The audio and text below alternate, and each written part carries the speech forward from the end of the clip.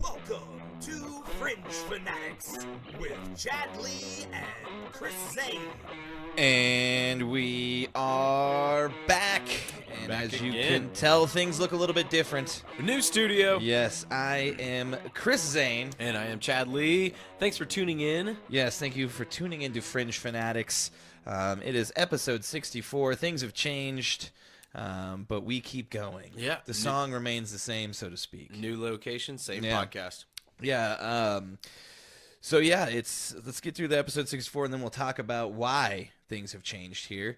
But yes, episode 64. Here we are. We will honor Jerry Kramer. Yes, Jerry Kramer. Why don't you get started on him? Super famous offensive lineman. He was really notorious for being the guy that gave the key block for Bart Starr getting into the end zone in the infamous Ice Bowl game. Yes, way back in 1967. Way back. Way back. And if nobody's aware of the Ice Bowl game, it was I think that was before the merger, right?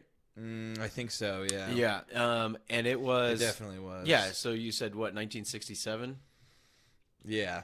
Okay. Yeah. But I think that was 70 was the merger. So yeah. Yep. So that was before the merger. So that was the NFL championship, but it wasn't the Super Bowl yet. But they dubbed it the Ice Bowl because it was played up in Green Bay, where Bart Starr led a team win in minus 13-degree temperatures. Yep. And as you said, Jerry Kramer threw that impressive block, one of the most defining blocks in NFL history. And not only did he do that, he had an 11-season career, 2-time Super Bowl champion, 3-time Pro Bowl selection, and 5-time first-team All-Pro. So, Yeah. Finally got into the Hall of Fame. Yeah. 2018. When he was like, what, 87 or something? 82. Very old. But 2008, we found an article that he was voted NFL's #1 player not in the Hall of Fame. Yeah, and now he is in the Hall of Fame, and as he should be. So Yeah. good to see. Glad to hear it. An old Ice Bowl legend. Yes, indeed. Well, So, Chris, shall we? we shall.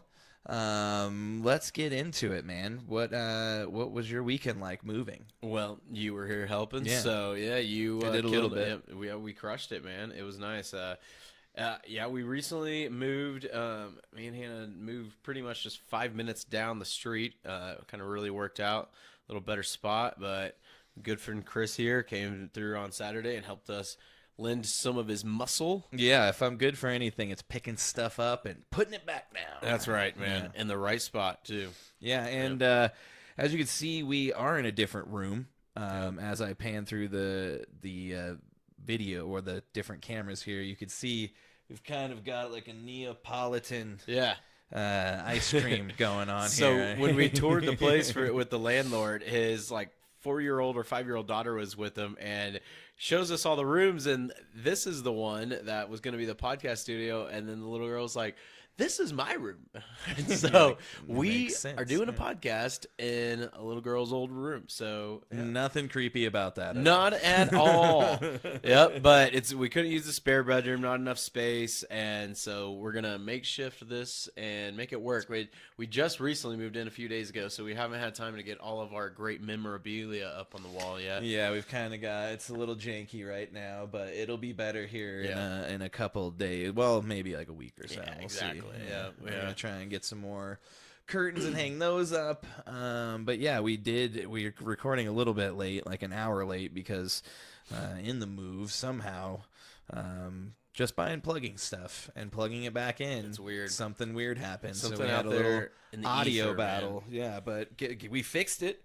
Well, And we're on track, so it's all good. thanks to you, man. Yeah. You're tech savvy. Tech savvy. Unplug it and plugging back in. Yep, I'll do it, man. Yeah, you need don't. to work for Geese Squad, dude. Show up to someone's house. Can Hey, I how's it going? unplug it? Yeah, just Plug it if you unplugged it and plugged it back in yet. Well, hell yeah. What'd you do Sunday, man, after you helped me? Not too much, man. Worked on the car for a bit and then kind of hit a point where I'm just like, I think I'm done and it's time to call somebody in to finish. Really? Oh, damn. I got it back in, putting it all back in, getting ready to start tightening down all the bolts and connecting stuff. Yeah. and snapped off a plastic piece that goes on the very bottom. So in order to get it, I got to take it all back out just to fix that one piece. No way. And yeah, I just kind of was like, you know what? I think sometimes you just got to know when to hold them and know when to fold them. Thank you, Kenny Rogers. I think I'm going to fold them, Kenny. Damn. Yeah. So yeah, that was a super big bummer. That was I got really fucking mad, dude. I got bet. super pissed. Yeah. So that was exciting. Had a little bit of a meltdown about that, but you know what? Hey, sometimes it's pays to call in the pros. Exactly. But and it made it easy for somebody because half of it's out. So I mean, they just got to put it back in. So if you know what you're doing, shouldn't take that long. Oh yeah, man. But yeah, I'm done. So that's the end of my mechanicking, other than like oil changes and shit. But there you go. Did have a rad practice last night. Sweet. That was very fun. Got together with the guys. Kind of shook off the shittiness, and we came up with some cool stuff and got some shit figured out plans wise for the new album. Fuck yeah. So that was good. That was a good way to end the weekend. So. Dude, I'm impressed by how often I see, and I think Andrew made it a point to mention when he doesn't normally post videos of him like drum soloing or like training or learning and stuff. But just for how hard and like, you guys do this as like kind of like a spare thing, but then also are trying to like make it something, still just work at it. And the way he like goes to these drum camps and is still just like honing his skill. He's all about it, man. It's fucking awesome, dude. I love it. And that's kind of what we were talking about. And it's even something with this too. We need to be better about is like, fucking social media. It's just a pain in the ass, and then finding what works, and it sucks that has to be a part of it rather than just like, let's just we fucking bitched about rock. that last night. And we're like, dude, I fucking hate it. Yep. I hate it. But it's like, we kind of hit the point where it's like, we could keep playing like local shows and, doing whatever. Or like, Brett could post a video of him shredding a solo or something, just sitting at home, and post it to the band page. And that could do more for us in the grand scheme of things than actually playing a show. It's wild. Yeah. More people's like sitting in their rooms and just getting Creating content. Yeah. Then rather like going out there is wild. Me and Andrew had been talking about. It's like we hang out and do, we bullshit and all this stuff. We create content. We just don't capture it. So yeah, that's a new thing that we're working on. So that was good to get, a little bit of, some like positive momentum. For sure. It's good you guys are all on the same page. Yeah, definitely. But we are not doing a leadoff shot this week. We're keeping it a little bit dry, if you will. So cheers to you guys. Thanks for tuning in, as always, to Fringe Fanatics. Appreciate you guys listening. We got a good episode coming for you. Definitely. If you are watching live on Twitch, thank you very much. Please make sure to subscribe to us. And if you're watching us or listening to us after the fact, like, share, subscribe, follow, all of those things. It helps immensely, and we appreciate you guys greatly. So, hey, and if you guys do, and just post a screenshot of your share or something like that, send it to us. We'll send you guys stickers or some shit. Yeah. We got to give the love that we get the love. Exactly. We got to make sure that you guys feel wanted. That's what I'm saying. Yeah. Yep. So let's cover some headlines, man. Let's do it, man. Let's get into it. Oh my God, headlines. What do we do? Headlines! Get your headlines here! That's right. It's time for headlines. And as always, we start out with the bummer news. Yep. The injuries. Yes. A lot of them, too. And this week, it's a long list, man. It definitely is. Let me get to it again. Go ahead and start us, Chad. All right. We're going to start with the Ravens. They had a big win, barely snuck by the Rams. But as, all teams kind of face big injuries kind of hit them. Kyle Hamilton had a knee injury, had to leave the game, and then Devin Duvernay hurt his back, had to leave the game. Yeah, that's a definite bummer there. Yep. Then we got Atlanta Falcons, wide receiver Mac Hollins and left tackle Jake Matthews. Mac Hollins' ankle, Jake Matthews' knee. They both did not return in that loss to the Buccaneers. Yep. So that is a big bummer there. Buffalo Bills, AJ Epinesa. Yep. Rib did not return versus the old Chiefs. Had that big interception right at the start of the game. What a rascal he is. Yep. Then the Browns just paid a lot of money to Grant Delpit, and he hurt his groin. Yeah, dude, the sensitive groin, man. spot, and did not return to that game. Those groins, they nag, you know. But that's a huge one, like you said. They just signed him to a 3-year, $36 million contract. He's making extension, a lot of money. Yep. and he ain't playing. So Another defensive back, Jair Alexander, maybe the best defensive back for the Packers, hurt his shoulder and was out for last night's game. yeah, definite bummer for them. Quarterback C.J. Stroud of the Houston Texans left with a concussion in the fourth quarter. Did not have a very good game prior to that. And then another big loss for them was defensive end Will Anderson Jr. So both of their rookies ended up leaving that game. Will Anderson with the ankle, and then you had wide receiver Nico Collins with the calf. Yeah, as they got beat 30-6, man. Yeah, apparently, Shocked me. you know, Nathaniel Hackett can score some points as an offensive coordinator. 3 or 4 times a year you can. yeah. He can get into the 20s, sometimes the 30s. Not often, but it will happen. Surprising times. Yeah, definitely. Too. Take us to the next one, Chad. Well, Josh Jacobs for the Raiders. That was another super exciting game, 3-0. He hurt his knee in the first quarter. Yeah, did you see if there's any update on that? Last I heard, it was day-to-day. I didn't see if there was any MRI or not. Okay, yeah. Oh, it's concerning update. Yeah, it sounds like he may be out next week, which is a big bummer for me and anybody who has him in fantasy. Especially with the playoffs starting next week. Yeah. Yep. Speaking of playoffs, the Chargers will not be in the playoffs this year as they lose quarterback Justin Herbert as he broke another finger. Another finger. He's now broken fingers on both hands, and this is the one that's gonna. He's gonna be walking around like this. I don't know what to do with my hands.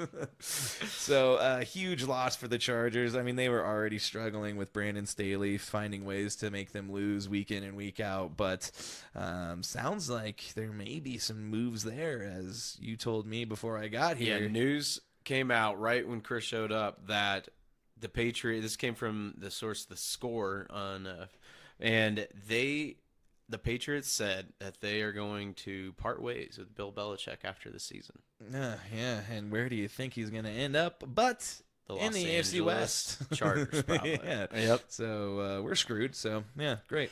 Yeah, we'll see. I don't know. It Yeah, doesn't you don't adapt know. We very don't much. really know for sure. Yeah. But take us to the next one, Chad. All right, the Rams lost Tutu Atwell to a concussion. Great name, Tutu.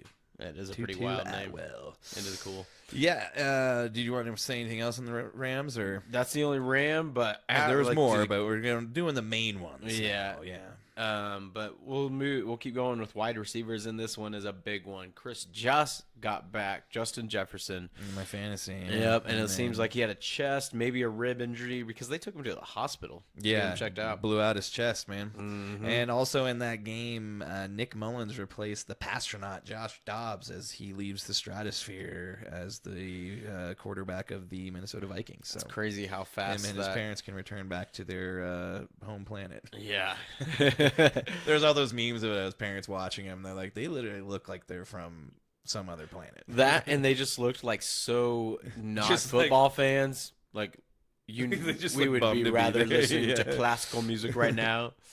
Also, Alexander Madison ankle. Hurt his ankle in that game. got He a was having a boo-boo. good game before that, too. It was a bummer. Yep. And as every week, New Orleans Saints quarterback Derek Carr told reporters after the Saints win over the Panthers, he's had 3 rib fractures this year, along with his shoulder, concussions. I'm starting to think he likes the pain. Maybe because he's a glutton for punishment. for some reason, yeah, the Saints roll him out there, and he's like, "I'll go." Pretty soon they're going to be like wheeling him out on a dolly. It's just the mission to kill Derek Carr. That's what's gonna happen every fucking week, man.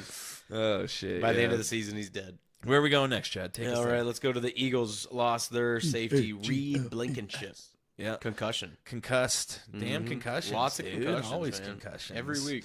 San Francisco 49ers, the favorites to win the Super Bowl this year, lose defensive lineman Javon Hargrave, linebacker Oren Burks, and cornerback Charvarius Ward. Yep. Ward to a groin and then hamstring for Hargrave. Yep, So and then those Oren Burks' knee. So I didn't just silence my phone, and I've You got Fox bastard. Sports notifications happening, probably about the Nuggets game. Yeah. Because they ejected Nikola Jokic. And a bullshit call. Sons of bitches. Mm-hmm.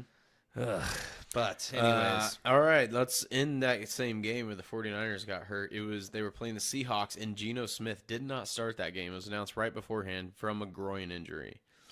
yeah, and Drew Lock came out wheeling and dealing, and then he went back to his normal Drew Lock Buzz Lightyear ways, Yeah. and Wasn't long. Got Fell on beat his up face. by the 49ers defense, which That's is a buzzsaw. one of the best in the league right now. They also lost cornerback Devin Witherspoon, their new first-round draft pick, to a lower back injury. Yeah, and cornerback Artie Burns as well. So they lost some cornerbacks. DK Metcalf also had a little bit of an issue in that. Got game. ejected in that game, and it was intentionally provoked, too. Super Yeah, interesting we'll touch on here. that here just as we finish up. Yeah, I kind of jumped the gun there. No, you're good. We got one more, I think. The Buccaneers. Yep. Yeah, safety Ryan Neal, hip and back, ruled out versus the Falcons, as well as defensive lineman William Golston with a knee. So, And I also got definitely a bummer. Carlton Davis. too. Groin. Yeah. Yeah, Did you groiners. mention that one? Did I miss I was thinking about it, and then you got it, so it's all Yeah. good, man. Yeah, he's it's one of their done. best corners. So now, Lots of injuries this last week, man. It's towards the end of the season. These guys are banged up. You know, it's basically who can survive. yeah, that's where we're at right now. So, let's get into the NFL. Let's cover that DK. Oh, News. that's what you're getting into? Yeah, let's do get it. into the NFL news. I just can't wait to talk about it. We'll go with the old school. Personal foul, 69, offense. He was giving them the business. That's right. And as always, we give you the business of football. So, yeah, DK Metcalf gets in a fight with Fred Warner and is ejected. So, the funny thing is that Kyle Shanahan Yep.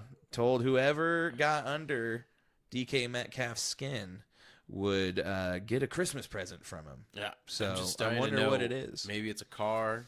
I Yeah. wonder what it is, because like you said, it's not quite bounty gate, because it's not like you're trying to get the guy hurt. You're not Yeah. hurting him like Sean Payton was having his players do and stuff. Hurting his feelings. Yeah, but what happened, I guess, is in the team meetings, he showed videos of DK Metcalf losing his cool because he's been penalized and ejected out of games numerous times. The guy is very immature. Yeah. Yeah, and yeah, they just showed all this, and he said any player that can get him ejected, you'll get some Christmas presents. Yeah, and it worked. It sure also, I think it was the holder, or one of the guys, maybe it was like the long snapper or somebody, was talking shit back to DK Metcalf in sign language.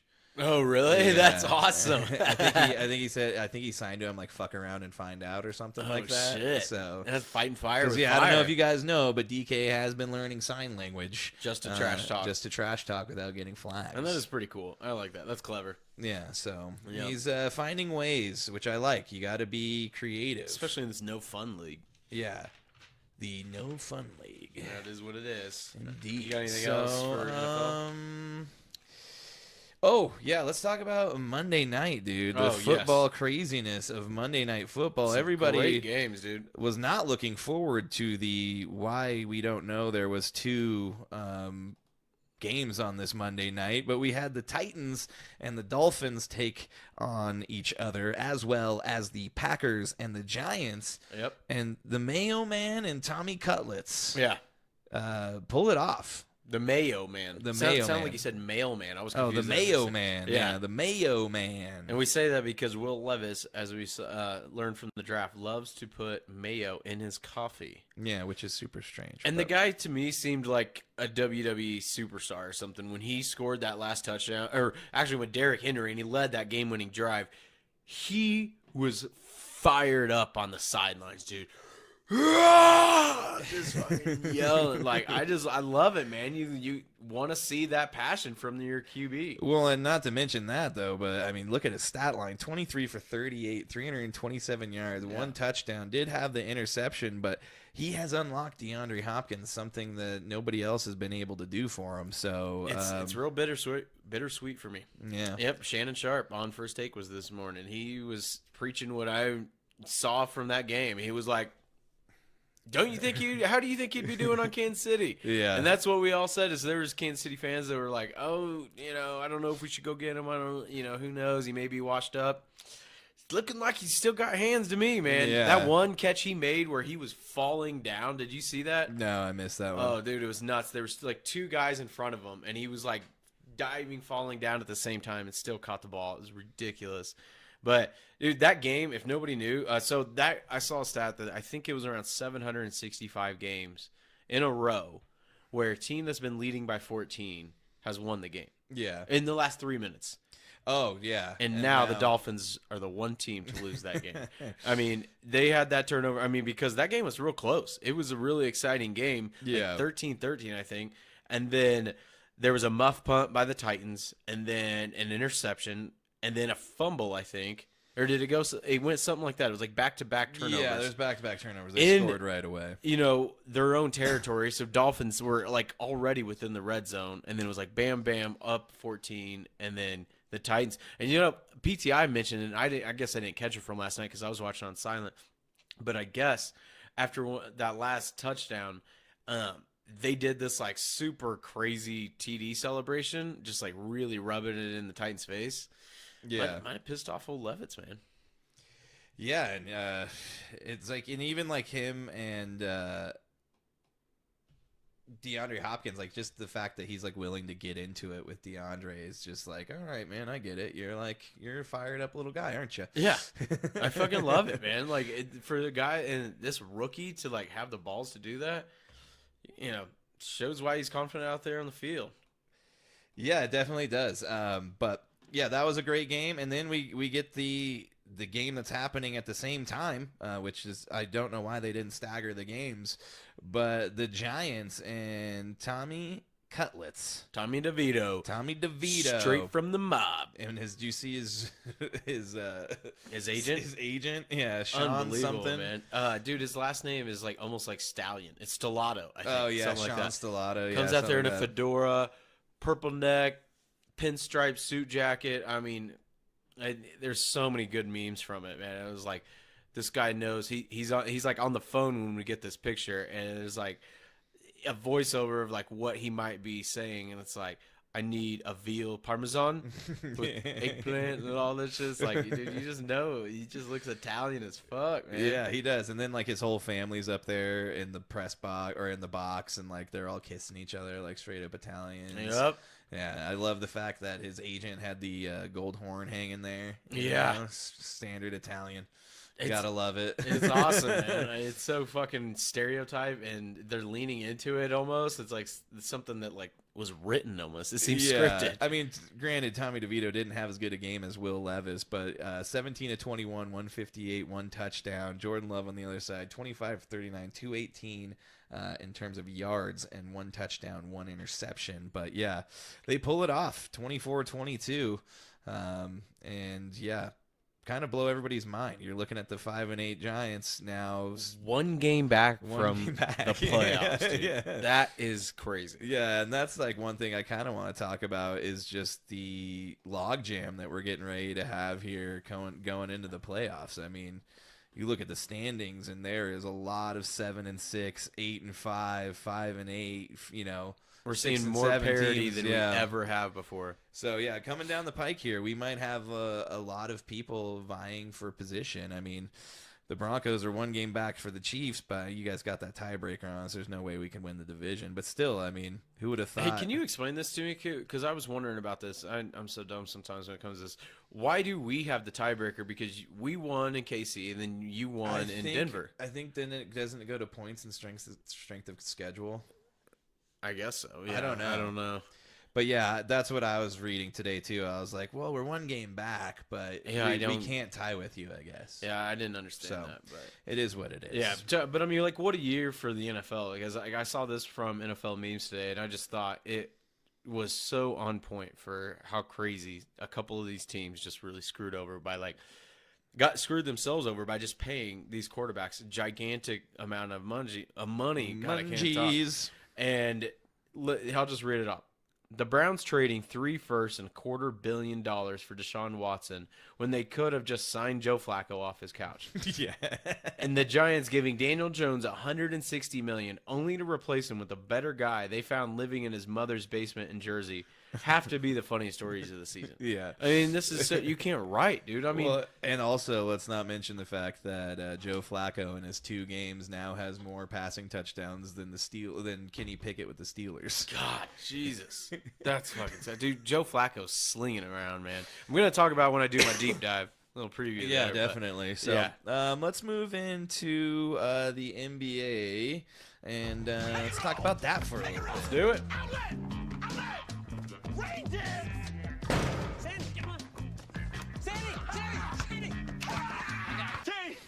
T, come out. I'm burning. My legs are burning. My legs are burning. Yeah, and Anthony Davis's legs were burning after the in-season tournament win, where he goes off. Went crazy, man. A stat line that hasn't been done for the Lakers since, I think, like since Wilt Chamberlain. I'll just say that. It was another Wilt stat. But he had like 41 points and 20 rebounds and Yeah, it was something insane. insane. Yeah, I think he had like 4 or 5 blocks too. Let me try. Oh and get yeah, I to think it was 5 blocks. Yeah, so Yeah, key totally blocks, too. dominates. Yeah, the Pacers in the in-season tournament championship. Yeah, and And- now the Lakers win, and they acted like they actually won a real championship or something. I saw a post right before we started that was LeBron James with champagne and the goggles and everything, and it was just said, "This is embarrassing." Yeah, Like, dude, are you for real? You're gonna celebrate Yeah. like that after winning yeah, the and in-season they tournament? are hanging up a banner. I do think some of this though is the league being like, guys, you got to act like this is a big deal for us because we really need this to work. And I think it did work in the grand scheme of things. Yeah, a lot of players said that they were coming around on it. Yeah, I mean, you look at some of the games that happened, they were actually really good games, and it looked like the guys were actually really going after it like it was, a legit thing. But at the end of the day, we all know it's just kind of a cash grab / viewer grab for the NBA during their slow time before Christmas, because more often than not, we always hear the NBA season starts Christmas Yeah, Day. and we know why, and it's because of the popularity of football. It just outweighs basketball tenfold, and I think it's a good way to get the viewership during the busy football season. But I heard this take from, maybe it was like Dame or one of these players, and I thought it was really cool that they wanted to win it because if nobody knows out there with the in-season tournament, whoever wins, all of the players get $500,000. Yeah. Someone like LeBron, that's like a dinner where he goes out to eat sometimes. That's no big deal. But some of these guys that are It doubled some of the two-way guys' salaries. yeah, some of those two-way guys, that's huge for them. And so some of those stars said they really want to win it for them, where they're still trying, to make a living basically. And so that's huge. Yeah. So Definitely. I kind of like it for that reason. But yeah, hats off to the Lakers. They really did dominate. LeBron's been playing out of his mind. Yeah. AD had an amazing game. It's crazy that they did give the MVP to LeBron, even though AD had like this Insane stat ridiculous line. game. Yeah, but I think they were going off of his averages throughout the whole thing. But yeah. did you see D'Angelo Russell and Bruce Brown getting into it? No, I didn't see Oh, that. you missed that. No, I didn't see that. They were talking shit. That's cool. D'Angelo Russell at one point shot on Bruce Brown or something, and he started talking shit to him, and then Bruce Brown got subbed out, and he's like, "That's right, sub him out," and he's like, "You guys are talking all this shit last year." And he's like, "Now that you ain't got Jokic by you, you ain't shit." And he's going off on him. Bruce Brown's like, "We swept your ass last year." Damn. Like, going off. That's So, fucking yeah, you can hilarious. tell there's man. still some saltiness. That's there, fucking so. cool. And how funny, because right when we got started today, too, news came out the Lakers intend to trade D'Angelo Russell. Yeah. So fuck him. Yeah, he's starting shit. Now he's gone. Yeah. Get him out of there. Ship him out of there. Ship him on out. We want to keep Austin Reeves instead. Yeah. He's part owner of a shoe company now. Did you see that? The company, it's like some Chinese shoe company or something that makes his signature shoes. Oh, He's wow. now like part owner of it. Oh, damn. So things are working out. Watch well for out, Austin Jordans. Reeves. Yeah, watch out. Nike, here he comes. Well, let's talk about a couple stinker teams, man. This is wild. We haven't seen streaks this bad since I looked at Chris's underwear one time. Hey, that's not nice. That was stupid. Dude, but the San Antonio Spurs and Wembyana have lost 17 straight, and the Pistons have lost 20 straight. Yeah, it's wild. We thought, Wembanyama's still playing great, but the Spurs are just bad. Really bad. They're sitting at 3-19 at the bottom of the Western Conference, and like you said, the Pistons are worse. Yeah, 20 straight. 2-21. On pace to win a whole 7 games this year. Nice, yeah. Out of 82. Yeah, we're at the quarter point pretty much, and Yep. they have won 2 games. And the Wizards aren't doing much better either, sitting at 3-19. So, Yeah. some bad teams in the NBA this year, but there are some good teams in the NBA this year, and we're going to talk about those real quick. One of those Unless teams. you want to talk about the Wolves? That's right. Yeah, I just wanted to mention the Wolves real quick because there's quite the surprise. Maybe next week we'll shift to the East, maybe hit on the Magic. That's like the surprise team. But, there's people out there saying, I'm not really surprised the T-Wolves made the playoffs last year. But, at the way they're doing it last year, they've always had the talent. They've always put up the numbers. They've never really been able to accumulate the W's. But now this year, with Mike Conley there, he's already been there just a year. Now that he's going into his second year, really making a difference there. When I was listening to Old Man and the Three today, they were saying Mike Conley, as their point guard's averaging less than 1 turnover a game. That's crazy. As a point guard, you might get maybe 4 or 5 a game. If on average, if you're really good, 2 or 3, but just 1, that's efficient basketball. It definitely is, and just they're efficient all across the board. You look at their home split. They're 10-1 at home. In their last 10 games, they're 8-2. So they just are winning at a really good clip. That's tough to keep up with. Is it A-Rod that bought into the T-Wolves? Was it that team that he bought into? I can't remember now. I thought it was that. Maybe we'll look it up on a break. Yeah. Yeah. Well, let's get into the conference leaders, though. Well, since we hit the quarter point of the season, let's run down the top 6 teams in each conference. Yes, let's do it. Chris, why don't you hit the Eastern Conference? All right, let's do it. So Eastern Conference, you've got the Boston Celtics sitting in first place. They've got 16 wins and 5 losses over their last 10 games. They are 7-3, which is, pretty much the same pace they were on last year. So not much has changed for them. Yep. Even better, I think. Yeah, and then we've got the Orlando Magic sitting at 16-7. They are the surprise team of this year, really. I don't think anybody saw the Magic turning into a top 3 team, but here they are. Sitting in second place, dude, in his second year, Paolo Banchero, a rising superstar. Definitely, yeah, and they're also a really good team at home, 11-2 at home. Then we're going to move on to the Milwaukee Bucks with Giannis Antetokounmpo and his other brothers, Thanasis and the other one, I think, are all on the team. They're sitting at 16-7. So you look at the top of the Eastern Conference, they're all kind of log-jammed right there with similar records. Mm-hmm. But the 76ers are sitting in 4th place at 15-7.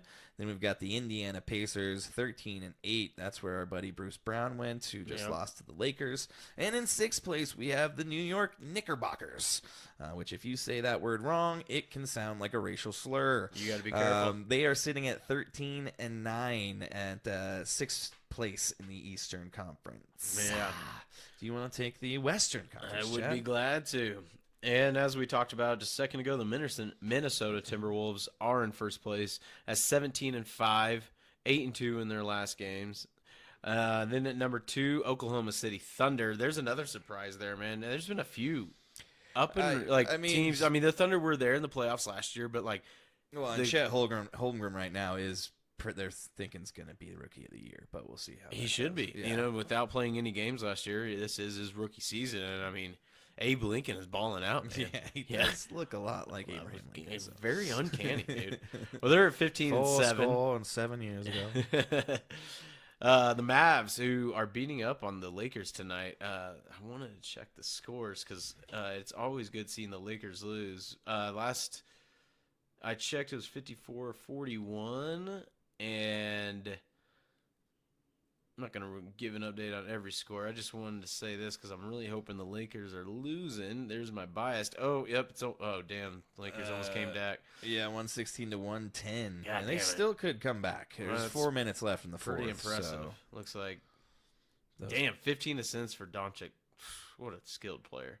That's nuts. yeah. All right, well, let's finish this. The Mavs, at the third place at 14-8, and then there's our Denver Nuggets at 15-9, 5-5 in their last 10 games. We've been up and down a lot. Yeah, and we had those 2 games where Jokic literally had the worst shooting of his wedgie. career. So, That was rare. yeah, I think he had 18. He was like 18 for like 50 or something like Never that happens, over man. 2 games. So Yeah. normally he doesn't even take that many shots. So that was Yeah, a I little thought strange. that was kind of weird, too. But he just got ejected out of this game, so he's not taking any more shots. That's and true. the Nuggets are up 83 to 71, so that's exciting. It is. They're playing good now. I think Jokic getting kicked out kind of spurred the rest of the bench to play better. Yeah. So and then did we already finish? The No, Kings, yeah. 13-8, 6-4 in their last 10 games, and then the Lakers, 14-9 at 7-3. Like we said, losing tonight. Hopefully that stays the same. Yeah, that would be nice. Yeah.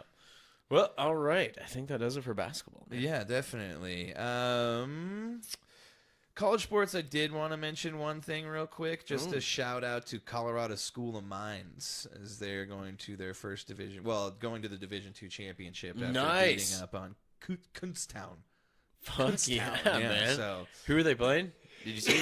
I gotta look. I had this pulled up before everything went to yeah. shit, and then now all of my fucking things went away. So that's exciting, Dude, DeAndre Jordan just shoved Greg in the head. He just kind of went like that. Like, get the hell away. alone, man. Dude, DeAndre Jordan acts like a bully because he's been in the league for so long. He just kind of is like so big. Get the hell away from me. So yeah, they beat Kutztown. Who are they taking on? So they win 35-7, and now they are playing. Who the fuck are they playing? Sorry to put you on the spot like that. This dude. is good podcasting. I'm hoping you say Pitt State.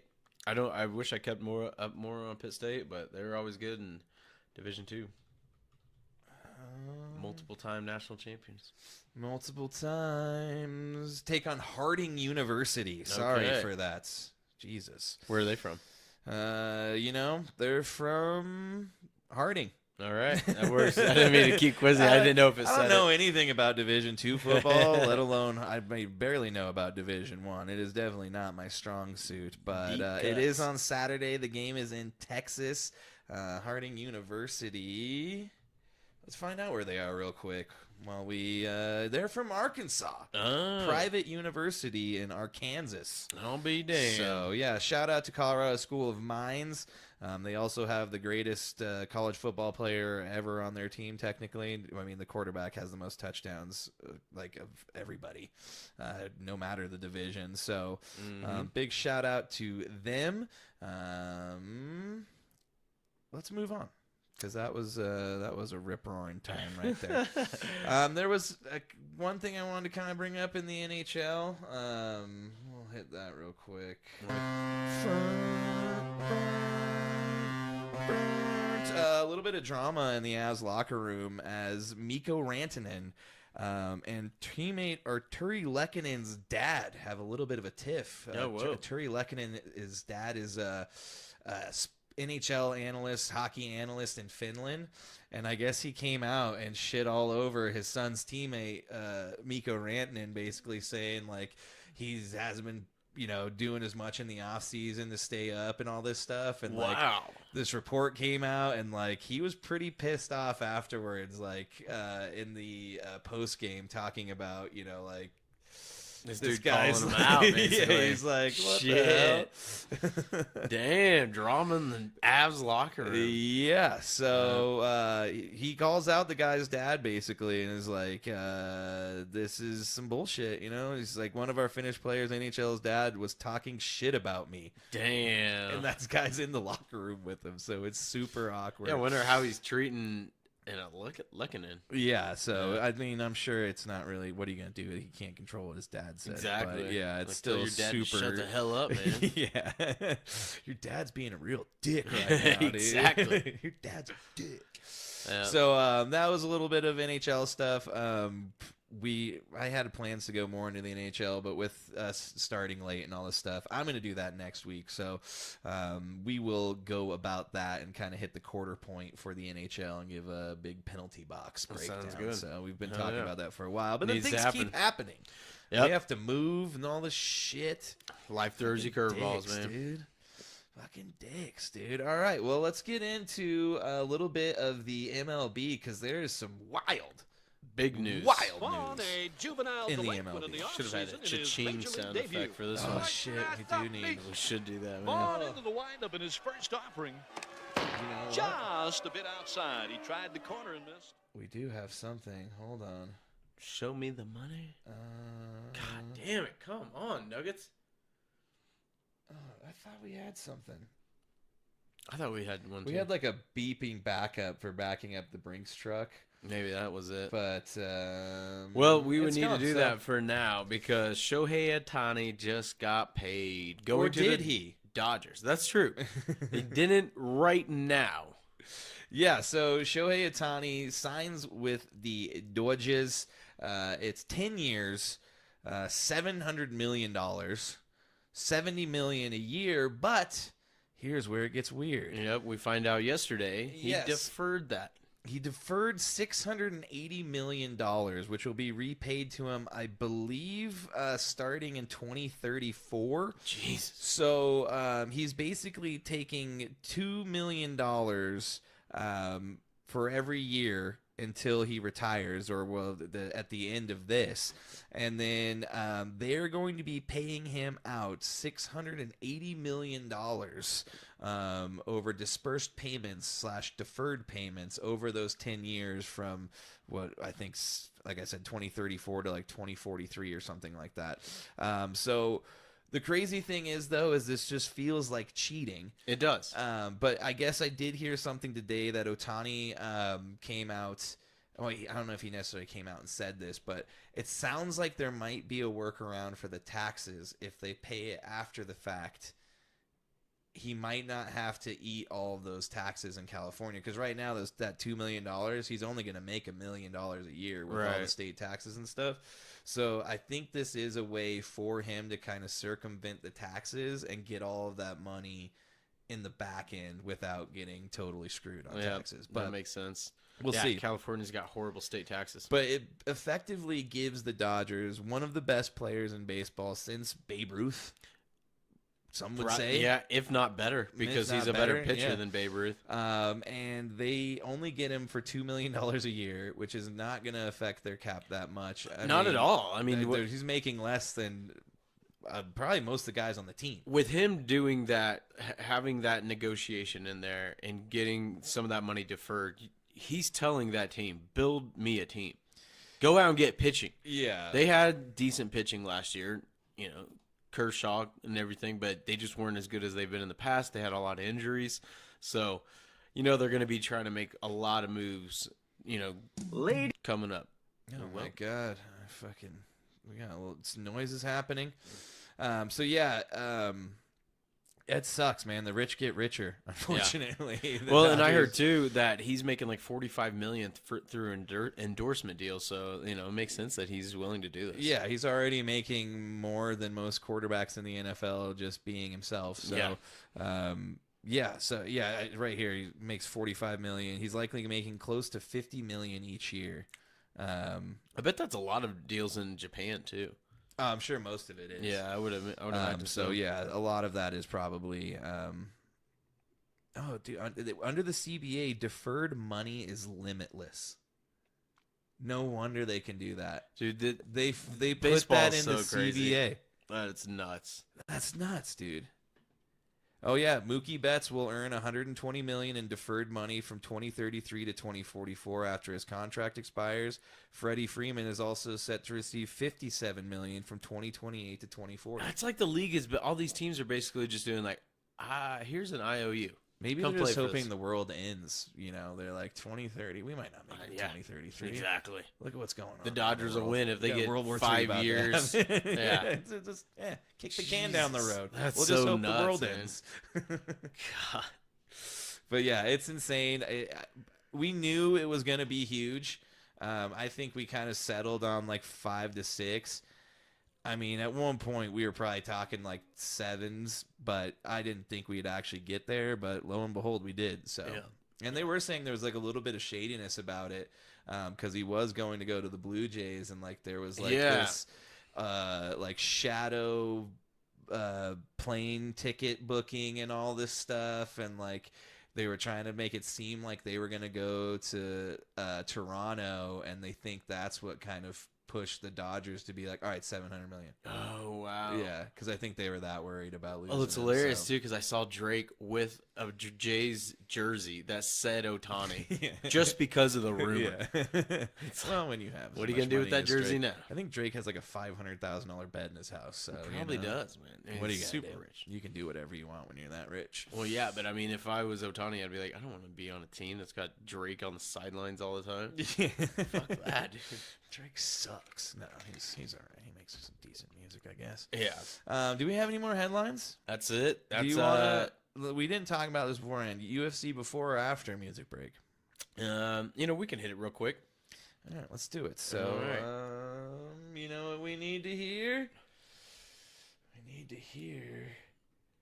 Oh, I found the payday thing too. Son of a nice. bitch, dude. Where is it? Oh my god, it's right here. Let's get it on. That's right. It's time for a UFC breakdown. Chad's gonna kick this one off as he is our UFC correspondent. All right. Yep, we got UFC 296 coming at you Saturday. It is in Las Vegas, T-Mobile Arena, so regular times for everything.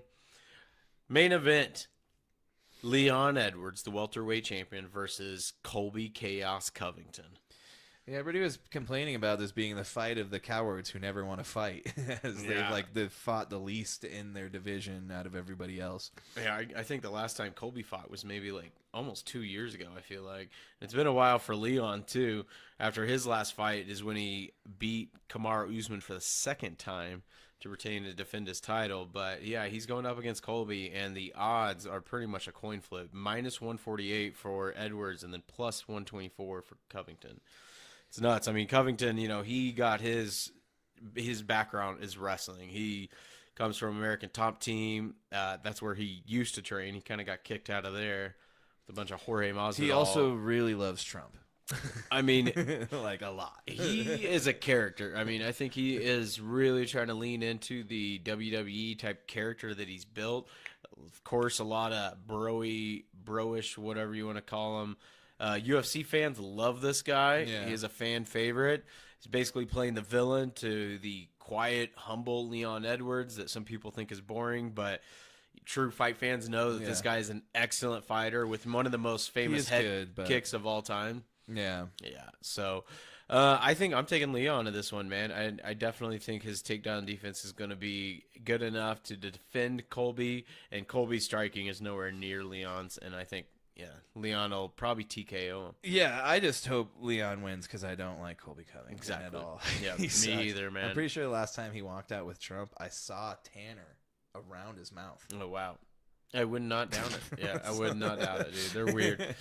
Yeah, Something might have been happening backstage. I don't know what it is. I don't want to allude to it, but it might have involved fellatio. Maybe so.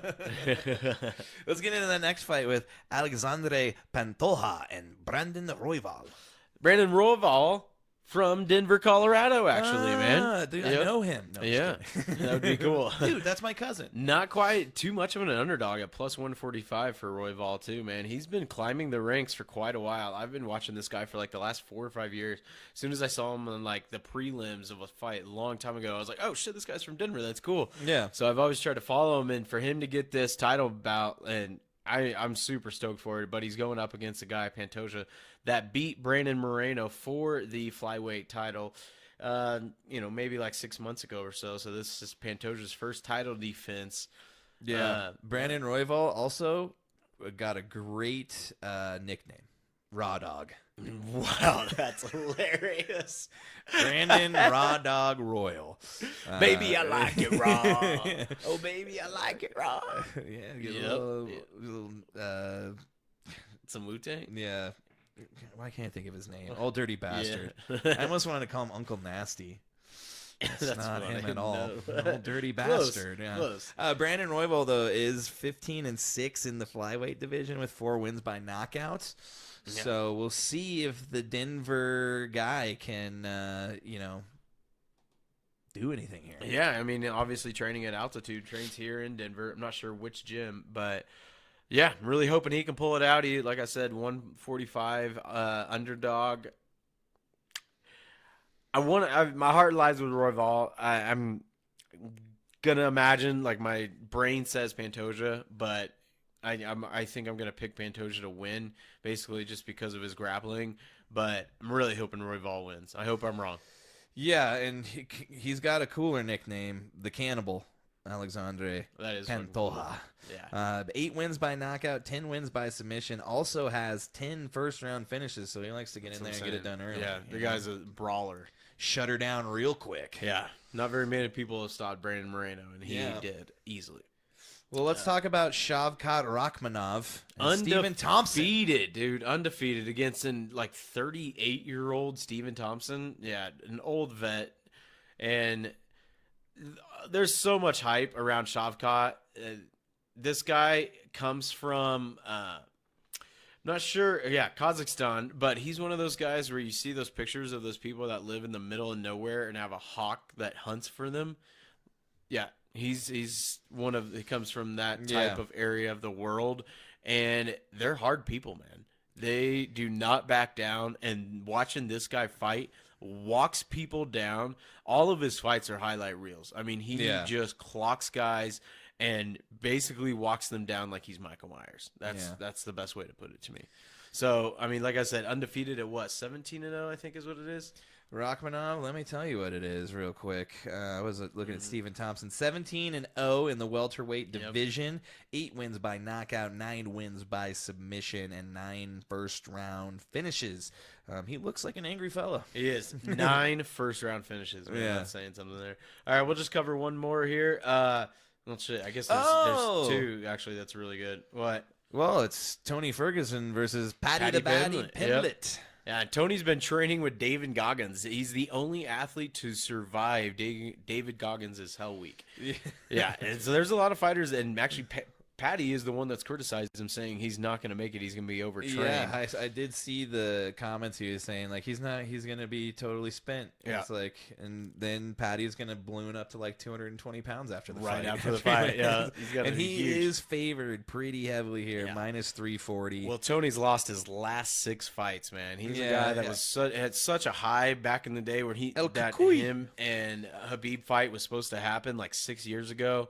And ever since then, man, his career has tanked. So he desperately needs a win, but I'm easily going to take Paddy in this one. Yeah, I think Paddy's going to win this one for sure if I was putting my money on it. Yep. I think Tony Ferguson is just kind of on the old downfall with Father Time. Yep. Father Time has already defeated him, I think. All right, should we hit this last one? Yes, we will hit this next one. Vicente Luque. This guy's a fucking scrapper, man. Damn good fighter. Lost in his last few bouts, but always been up in the top 10 in rankings, like in the last, like, I'd say 3 or 4 years probably. Always around the contender spot. But he's going up against Ian Machado Gary, 13-0. There's a lot of weird stuff that's come out about Ian Gary lately. Maybe shouldn't get into all that, but dude, it's if people haven't, I'll just lead you into a little wormhole. Just Google Ian Gary and drama, and it's pretty fascinating. But yeah, so a lot of fighters are making fun of him. So he's gonna be desperately trying to save his name basically right now. So 13-0, heavily favored at I think it was like minus 360, minus 320. Minus 360 to plus 285 for Vicente Luque. Yeah. Yeah. This is a bout between number 9 ranked fighter and Vicente Luque and the number 10 ranked fighter. So whoever wins is going to climb higher in those rankings for sure. Oh, I see Bryce Mitchell is here in the Yep, prelims. he We're filled gonna in. have a new cool ending of a fight where he tries to read the Bible. Yeah, seriously.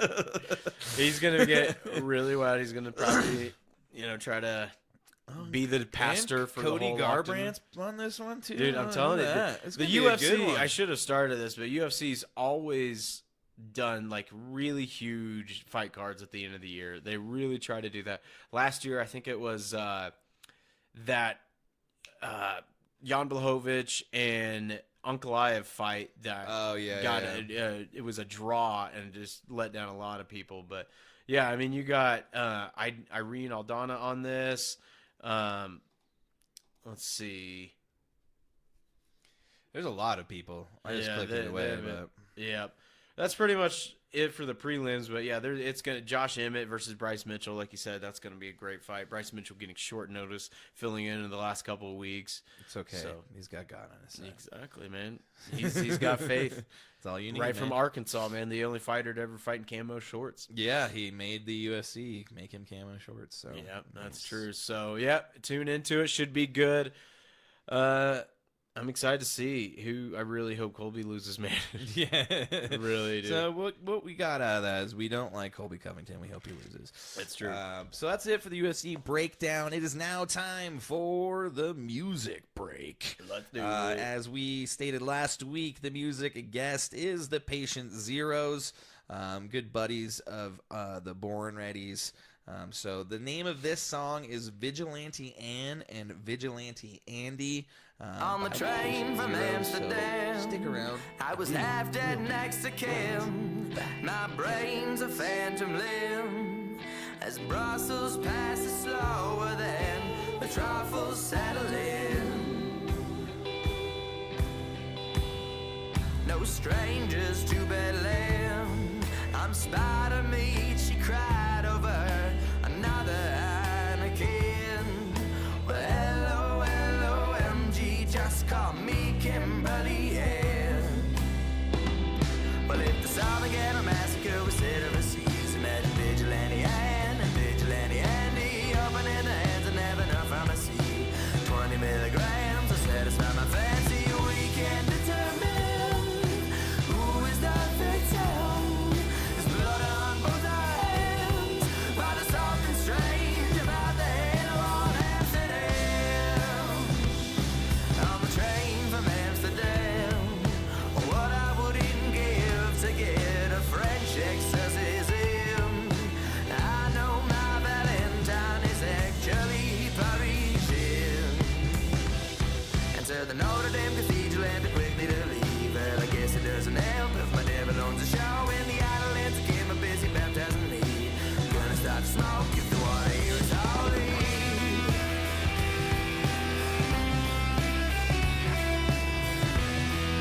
But there's something strange about the halo on Amsterdam. Now baby Jesus drunk is in the passenger seat. Imagine Vigilante Ann and Vigilante Andy. Mix of gin and tonics with gravity. I thought that you were leading, I don't know which way we're going.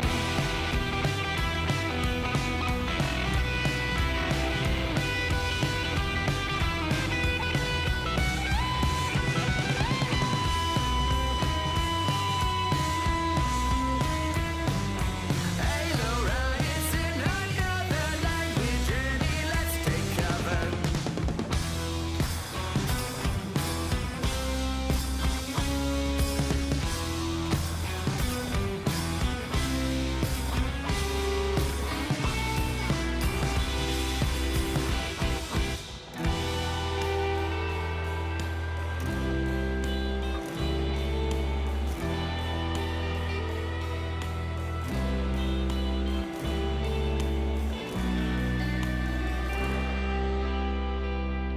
On the train from Amsterdam, empty pockets, heavy hands. I hear desperation in the laughter from the back. Might never see the sun again.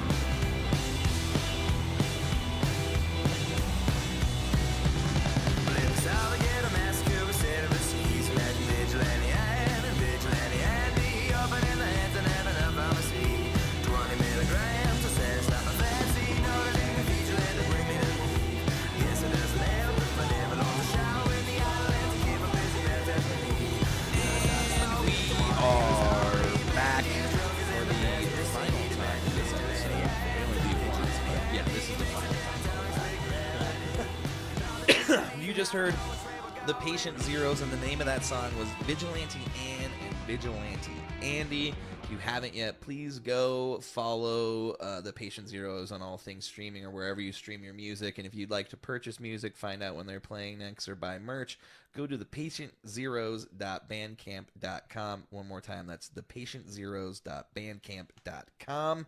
And as always, we thank you guys for sticking around with us. Normally we'd be doing the shot at the turn, but we said it's a dry episode. We're being good boys tonight. Next week it'll Good be boys. back. Good boys and girls. But anyways, thank you guys for sticking around. It is now time for us to get into the deep dives and then the DDOE and get the heck out of here. So, Yep. I think I started last week, but I think can't so. remember. So either way, Chad, let us get into the deep dives. What do we want to hear, though? We're going to go with this one. Yeah, he got hit with a left hook by his own guy. He was looking at his ear hole for a minute. This isn't a good sign. Okay. No, my hurt already. Your partner knocked your head off. Partner near knocked her head off. I think that's what happened. Did you see when Mahomes got his helmet shoved up and looked over? I saw a side-by-side of him and Aaron Rodgers. Yeah. They're both looking. That was the first thought I saw when he looked over. I was like, dude, why'd you look at the camera? Don't do that. Yeah, if your helmet's all goofy, don't just lay there You and know act it's like going to you're be dead. a meme. Anything goofy these days or notable is going to Yeah, be it's a meme. It's a meme now. Yep. Lives on in eternity in Memeville. Well, we're going to go to Cleveland, Ohio. All right, let's take us there. Jackson at Home of Jacksonville. the Rock and Roll Hall of Fame. I almost said that. I was like going to say home of the Rock and Roll Hall of Fame. I was like, that's not really relevant. It's not, Yeah. but it is now. Well, quite an upset here. The Browns beat Jacksonville 27-31 in what I'll call the resurrection of Flacco game. 38 years old, man, and not quite a statue. No, Yeah. I mean, I wouldn't expect him to do any running, but No. he can still sling the ball if you give him a pocket to stand in. So. And boy, has he. He got the start last week, and he's thrown for 565 yards and 2 TDs in 2 starts. And I wrote down here just a little question. The Jets. You know, maybe having Nathaniel Hackett as an offense coordinator might not have helped him, but, like, it just goes to show you how much of a maniac move it was for them to think, like, let's just roll with Zach Wilson for a backup. yeah. Or even when Zach Wilson got hurt. And Yeah. just weeks ago, the Browns signed Joe Flacco. And the Jets could have done the same thing. Now they don't.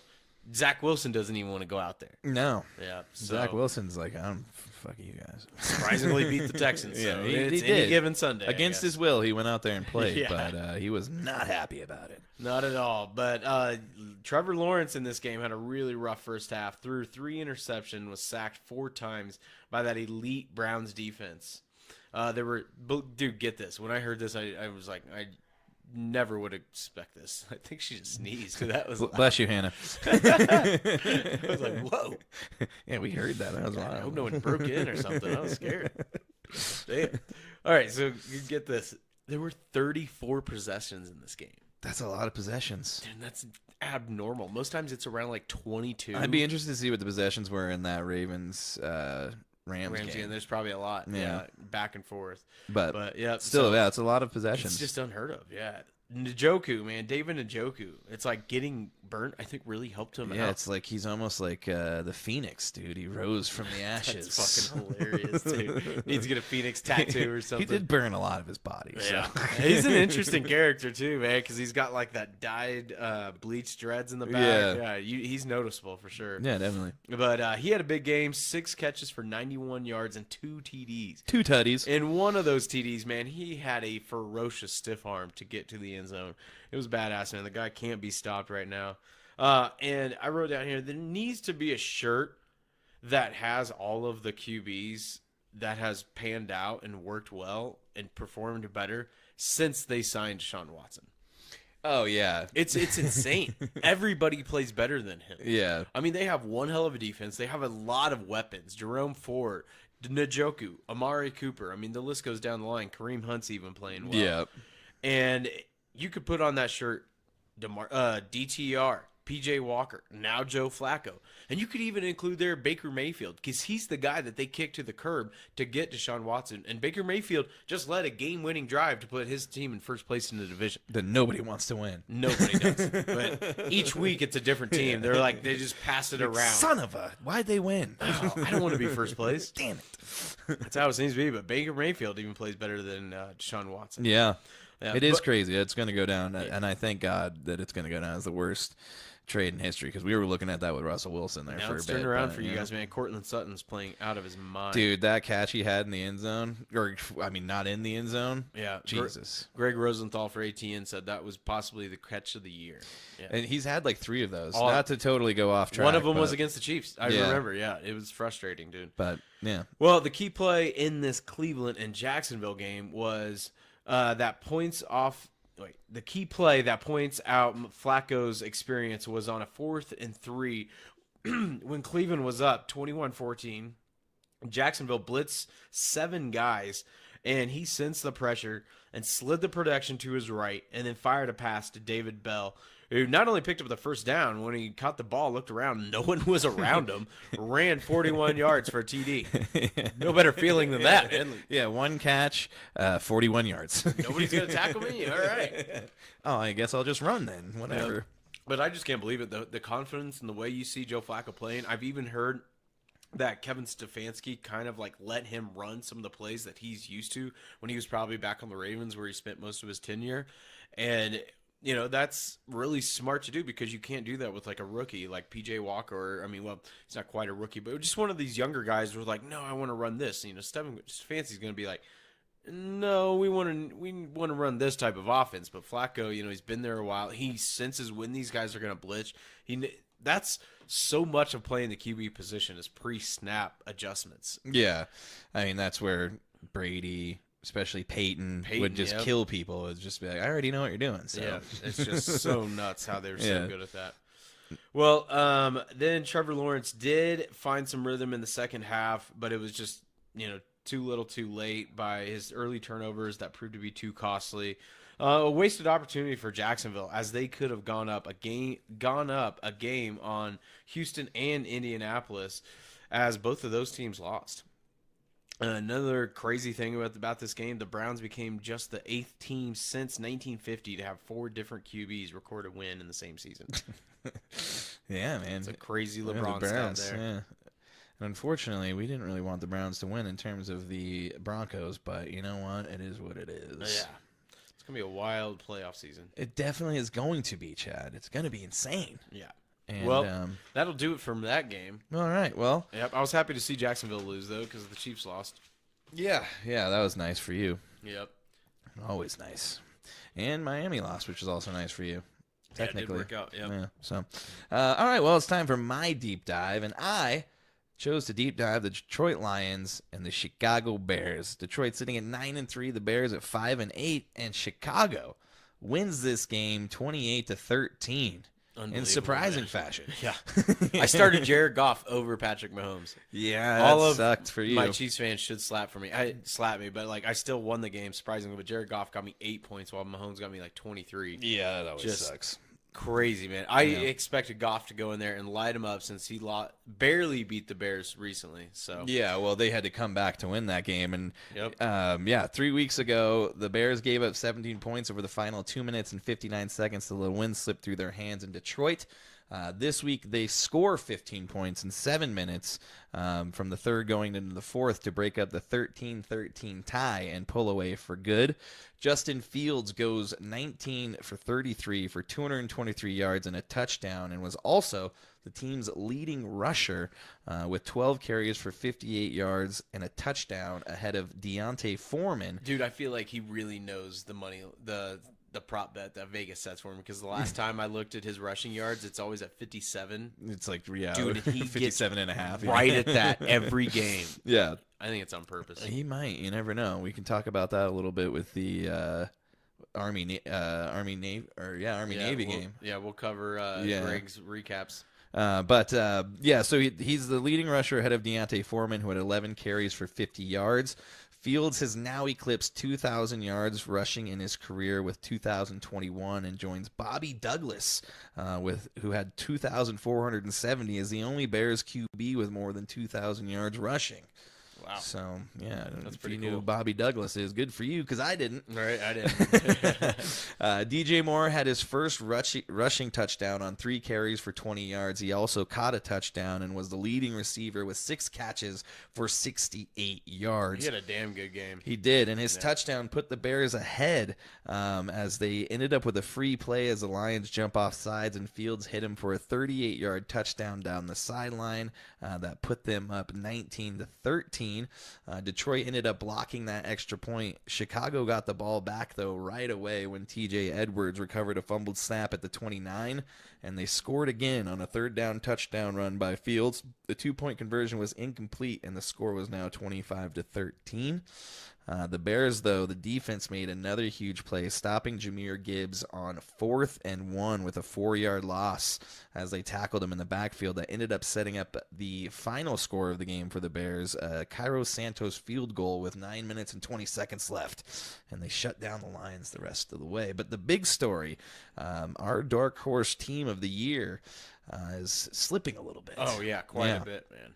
Yeah, if they can't even beat the Bears in Chicago at this time, I mean, that's just the thing is, like, you know, people were kind of criticizing Goff going into this game because it was supposed to be pretty cold. You know, it was chilly, a little windy there in Chicago. He does this love time of year. The inside. He plays so bad in cold weather games, man. Yeah. And I thought, okay, maybe for sure this is going to be the game, and you know, turning around. He's got all these weapons. Even Kirk Cousins wins in prime time. You know, once every now and then. He turned Once it in a around a blue little moon. bit. But man, Jared Goff, the Cali boy, Yeah. does not like cold weather. No, definitely not. The Lions have now lost 2 of their last 3 games, and the 1 Super Bowl hopefuls have seemingly let that fade away. Goff goes 20 for 35, 161 yards, 1 touchdown. He was sacked 4 times and threw 2 interceptions. Jahmyr Gibbs was the leading rusher for them, 11 carries, 66 yards, and a touchdown. I guess he wasn't really the leading rusher. He was the better of the 2. As David Montgomery's first time back at Soldier Field saw him go for 10 carries for 66 yards. Josh Reynolds was the leading receiver, 3 receptions, 44 yards, and he caught the other touchdown that the Lions had. Both of those coming late in the first half. The Lions get to go back home and take on the Broncos, whose defense is currently having maybe the greatest turnaround in NFL history, and the Bears go to Cleveland for a tough defensive matchup of their own. Yeah. So it's going to be a really interesting game for your Lions. Or for your the Broncos, against because the the Lions do things that the Denver defense isn't good at, which is run the ball and throw it deep. So yeah, but I mean, your defense is just causing turnovers. Like, it doesn't matter. We'll give up a bunch of yards, but those turnovers. The turnovers, yeah, breaking QB's forget fingers what they're and at shit, right man. now. Yeah, dude, we'll snap a finger. We'll knock Dorian Thompson-Robinson's teeth out of his face. I think maybe Romanowski made a call. He Spin was in a like, referee's hey, guys. face. Yeah. It doesn't matter. Just break some fingers. Well, that's going to do it for the deep dives this week. We are going to, I forgot, we're going to talk a little bit about Steak and Eggers with Gregors, even though he hates the name, but we're going to play the music. I think he's just going to have to live with it. He is. He doesn't really get a say anyways. Exactly. And if you want to have a say, you have to show up. That's what I'm saying. We have another mic here. Just show up, dude. Just get here. Yep. Right now, damn it. Let's see, where... I ordered something. Steak and eggs, rare and scrambled. 2 steak and eggs coming up. That's right. 2 Steak and Eggers with Gregors. Did you got that? Yep. Well, Greg, last week, his picks were the Dallas team over. He did hit that. Even the alternate spread at 30.5. The Raiders +3 was a push. And then the Raiders money line was a bust. A bust. Yeah. He had every reason to make that pick, though, as you would hope that the Raiders at home could muster more than 0 points. Yeah. When the Vegas Knights score more than you, you're in trouble. The hockey team outscores you by 1. It's crazy how all that good. momentum when the new coach came around has really slowed down.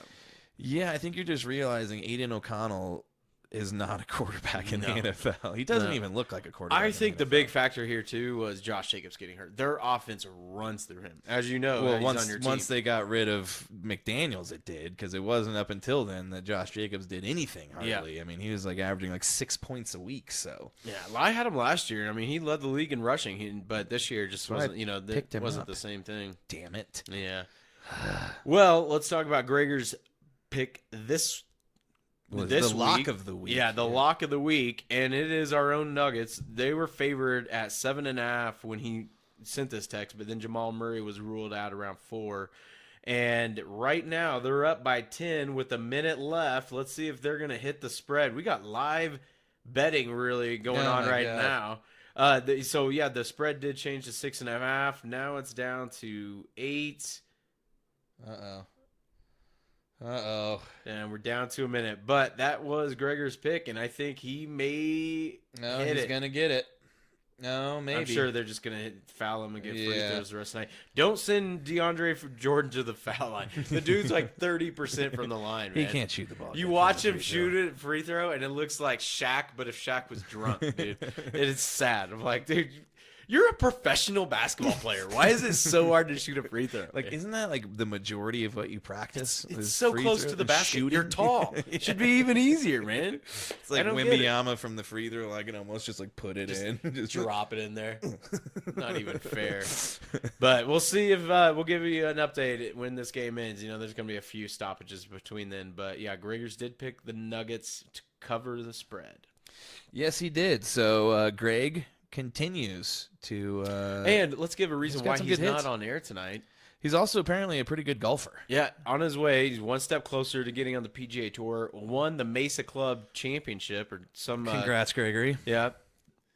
Something Golf like that. tournament they had there. I saw a trophy. It looked like a pretty cool trophy. Yeah, he's celebrating that tonight with his teammate. I'm assuming they're significant others. I bet a candlelit dinner. Let's see here. I'll tell you. Congrats to the 2023 overall champions, Kevin Fitzgerald and Gregory Maher, as they win the overall champions. Whatever that is, they're the overall champions this Pretty year. badass, man. Way to go, Gregory. It's the same country club that Johnny Manziel golfs at. Yeah, so apparently it's, he sees him on the regular. No white trash club by any means. He won't reach out to him, though, to get him on the show, which I don't know think why is not. a chicken shit thing to do, Greg. That's but what I'm saying. man. We're calling you out, dude. We want Johnny on the podcast. Get him. Yeah. We need him. We know Netflix I didn't need do Johnny him right. football. I want Yeah. the full story. Exactly. All We'll of cover it. it. We're gonna break it open. All right. Well, Greg, We got I one think more. he got it. Did he get it? No, the game's still. It's still. A Oh stoppage. shit! What were you gonna say? One more? He's got we another. got one more story to cover. Oh no, yeah. that was it. He only gave one lock this week. Okay. We'll have to After tell him next missing time. 3 Don't last give us a week. lock. Well, technically, we would have been done recording by now, so I guess he was all right there. But we'll have to be like, don't do one on the night of. Yeah. Because we so need people to be what are we able gonna to use? His lock at 7.5, or what the money line changed to after? We'd have to use that one. I went after. I think so. just Yeah, because we he all would knew have known. beforehand, You know, yeah. still take the spread at 6.5. Yeah. So yeah, we have one more story, and it is the DDOE we got to get into. We a little do. bit. So we got a kicker to cover. Yeah, we got a kicker to cover. I think this is the second kicker this year, which is a lot of kickers, but there's a lot of kicker things happening. Yeah. So let's get into it right now. I hit it hard, man. So far, man. No laying up, no holding back. Ain't afraid of nothing, it's a natural fact. I hit it long, man. Till it's gone, man.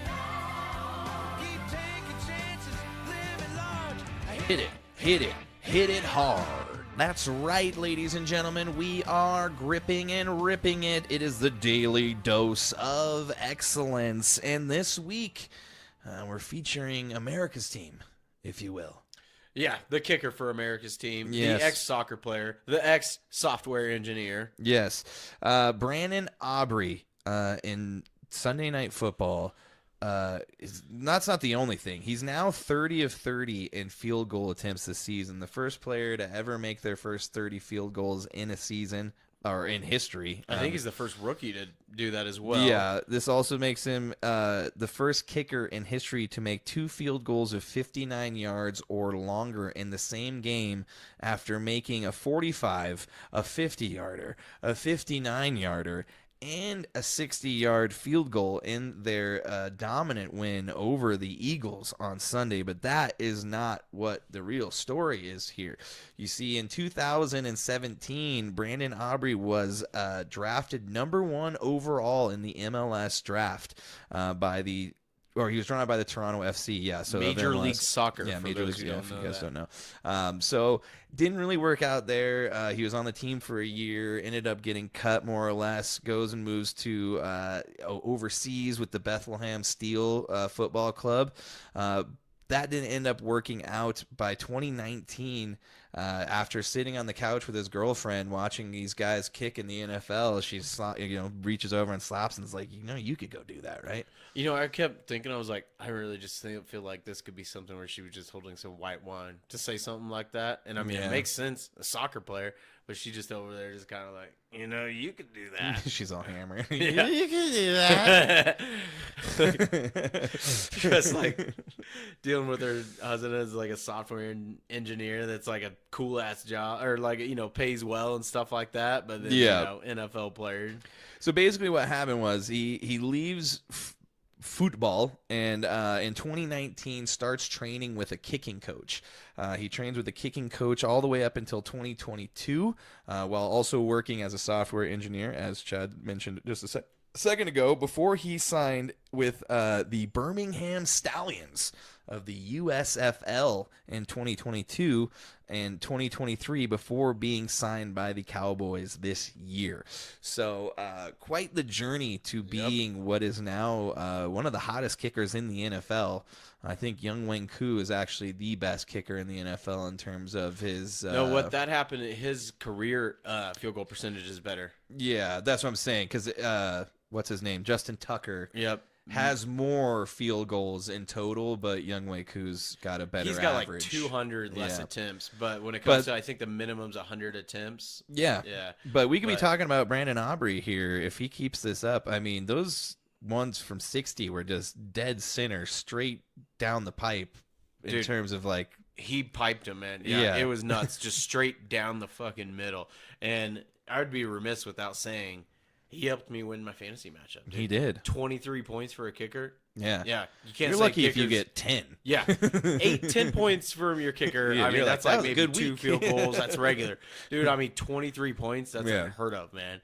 And I'm just saying, like, that's why I try to target extra good points for over 40, over 50. Yep. Yeah, over Especially 59. the 60-yarder. That's what gave me a lot of points, man. But, yeah, you can't say kickers don't matter because that's evidence right there. I mean... And McCarthy had all of the faith in him to go out there, and there's like no second guessing, like go kick it, So, he is part of the reason why they ended up beating the Eagles. I think he outscored the Eagles. Oh yeah, yeah, and I think his like yardage totaled like 240 or something like that from all of like the long field goals that he had made. But he's just money, man. Yeah. It's just crazy to see a guy come in off the couch, train for a couple of years. It's just like a true story of, you know what, I think I can do that. You train and you do it, and now he's like the best in the league. Yeah. Sometimes you just got to put your mind to things and then just grip it and rip it, Yep. He is second, though, to Harrison Butker.